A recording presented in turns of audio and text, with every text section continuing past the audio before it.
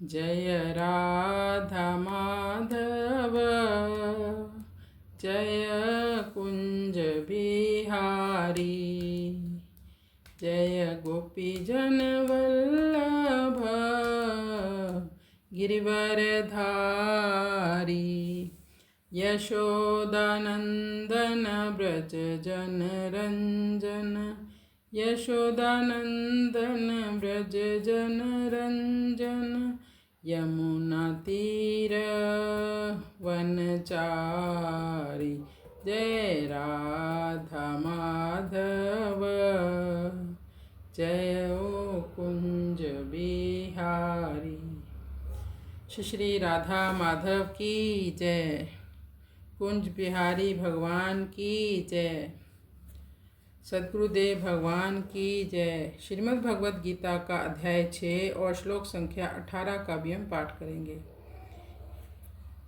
यदा विनियतं चित्तम् आत्मन्ये अवतिष्ठते, यदा विनियतं चित्तम् आत्मन्ये अवतिष्ठते, निष्पृहः सर्वकामेभ्यो युक्त इति उच्यते तदा, निष्पृहः सर्वकामेभ्यो युक्त इति उच्यते तदा।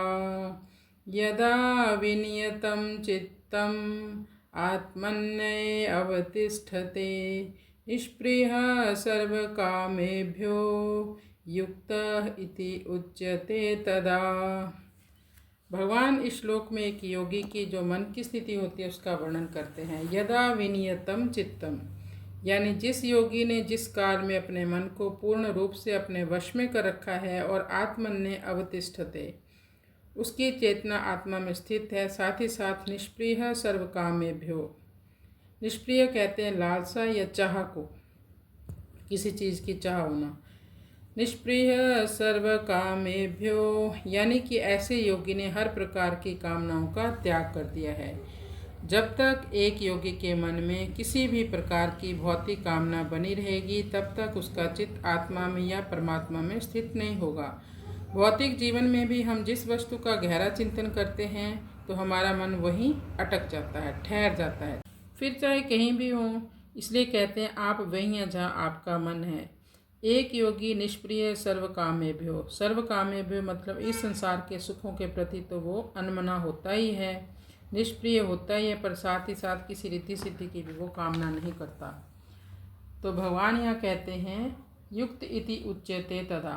श्लोक के शुरू में आया था यदा शब्द और अब आया है तदा शब्द, यानी जिस समय जिस काल में ऐसा योगी अपने मन को पूर्णतः वश में कर लेता है और अपनी चेतना को आत्मा में स्थित कर लेता है और समस्त प्रकार की कामनाओं से मुक्त है, उस समय समझना चाहिए एक योगी भगवान से युक्त हो गया, योगी कहलाने के योग्य हैं। और ये स्थिति सामान्य व्यक्तियों द्वारा संभव नहीं, क्योंकि सामान्य व्यक्ति इस संसार में ही नाना प्रकार की कामनाएं करते हैं।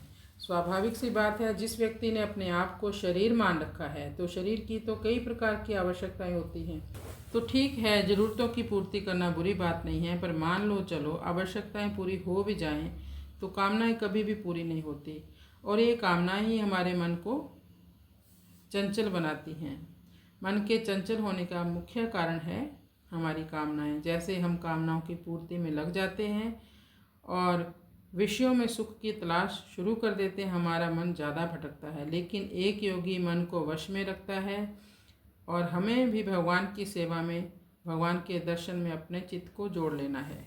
कर्मयोगी की कामनाएं पहले समाप्त होती हैं, तब वह क्रिया और पदार्थों से मुक्त हो जाता है, फिर योग आरूढ़ हो जाता है। लेकिन ध्यान योगी का चित्त पहले अपने स्वरूप में स्थित होता है, तब उसकी कामनाएं मिटती हैं।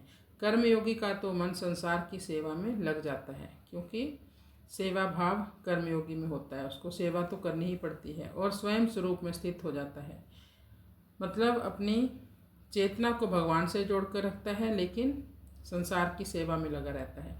लेकिन ध्यान योगी स्वयं मन के साथ स्वरूप में स्थित रहता है, वो कोई सेवा सुवा का भाव नहीं होता उसमें। तो जहाँ भी व्यक्ति को सुख मिलने की प्रीति होती है तो स्वाभाविक रूप से उसका मन उन विषयों का चिंतन करने लगता है, और विषय कुल 5 ही हैं, आँख, नाक, कान, जीवा, स्पर्श। इन्हीं 5 विषयों के चिंतन में उसका मन फंसा रहता है। जिस व्यक्ति ने भी अपने मन को योग अभ्यास के द्वारा एक विधायक कार्य में नियुक्त कर दिया, मन और इंद्रियों को ऐसा कार्य चाहिए जैसे भक्ति योग में हमारा मन लग जाए।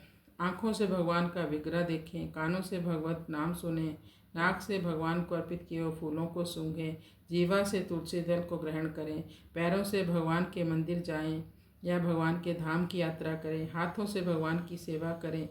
इस प्रकार से भगवान की सेवा में लगे रहने से हमारा मन और हमारी इंद्रियां स्वाभाविक रूप से ही वश में हो जाती हैं। उन्हें फिर कुछ उसके लिए ज़्यादा सहयोग करना नहीं पड़ता, वो अपने आप भगवान में चली जाती हैं। तो चित्त की भी 5 अवस्थाएं होती हैं। पहली है मूढ़, फिर क्षिप्त, विक्षिप्त, एकाग्र और निरुद्ध। मूढ़ अवस्था में मन सुस्त होता है, आलसी होता है, मन में ऊर्जा की और एकाग्रता की कमी रहती है। और दूसरी है क्षिप्त अवस्था। इस अवस्था में मन में चंचलता होती है, शांतपना रहता है, इंद्रियों के अधीन होता है मन। ये सबसे मूढ़ और क्षिप्त अवस्था है जो सबसे निम्न अवस्था है ये। फिर है एकाग्र अवस्था। एकाग्र अवस्था भी मन में एकाग्रता तो रहती है, ये भी वैसे तो श्रेष्ठ ही अवस्था है जहाँ मन विचारों से पूर्णतः मुक्त होकर पूर्ण वश में रहता है, एकाग्रता बनी रहती है। फिर है विक्षिप्त अवस्था।